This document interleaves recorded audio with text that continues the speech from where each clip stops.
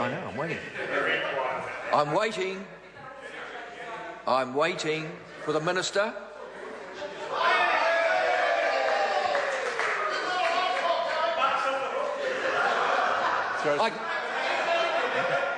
I can see this is a popular call, Mr. Brown. Yeah, Mr. Speaker, I'm sorry, but Jerry Brown. The previous speaker was a cure for insomnia. He certainly had me in a deep trance. Mr. Speaker, I move that the Customs and Excise Budget Measures Motor Spirits Amendment Bill be now read a first time.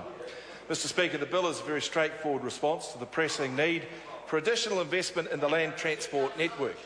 Part 1 amends the Customs and Excise Act 1996 to give effect to the decision to increase the excise and excise equivalent duty on motor spirits petrol by 3 cents a litre on 1 July 2013, 1 July 2014 and 1 July 2015.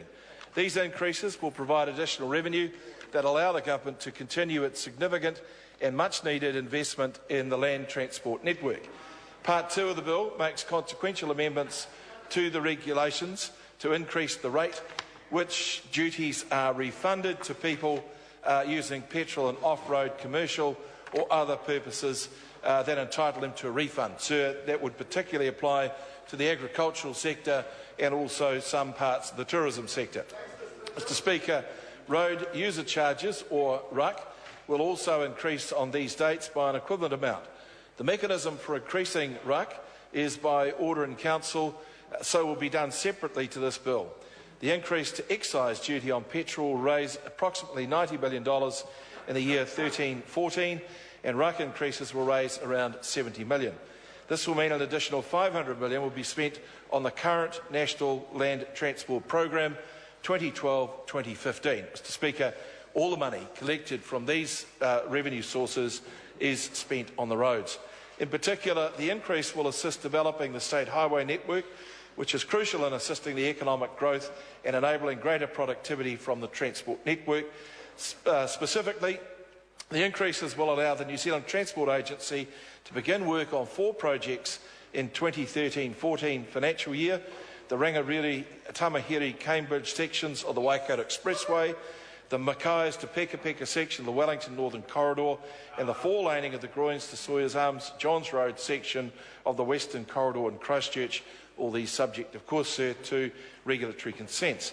The government is committed to delivering the Roads of National Significance program in a timely fashion, without placing excessive costs on motorists. By announcing these cost increases as we did in December of last year, we've given time for motorists to prepare for the increase in costs. The additional cost of travelling 14,000 kilometres per year, the average annual distance that is travelled by a New Zealand petrol vehicle will, with average fuel efficiency of 10 litres per 100 kilometres, cost around $45 a year. Mr. Speaker, duties on petrol can sometimes be changed by order in council, as we did with the increase last year. However, the legislation that allows this does not permit the mechanism to be used to increase duty in 3 consecutive years, giving huge benefits that New Zealanders will gain from the increase in land transport expenditure. It's important that this bill is passed before the 1st of July 2013. In addition, the increases in duties are relatively small in the context of the price of petrol and other vehicle costs. The Automobile Association estimates that the average annual cost of running a compact petrol vehicle is about $3,300 per year. The excise increase in this bill proposed from 1 July 2013 will increase that amount by 1.4%. Mr. Speaker, I also, as I said before, signalled these increases in December 2012 to give motorists advance warning that costs would increase. It's worth noting 2 things, sir. Firstly, these increases mean that in the time of this government, the increases overall have been comparable, if not slightly less than, the previous government's record over the same period of time. It's worth noting that time savings for thousands of motorists are making, in their journeys often daily, does add to the fuel efficiency a bonus that comes from having good roads. Mr Speaker, in closing, by passing this bill, Parliament will ensure the Government can respond to the pressing need to progress significant investments in New Zealand's transport network. I commend the bill to the House.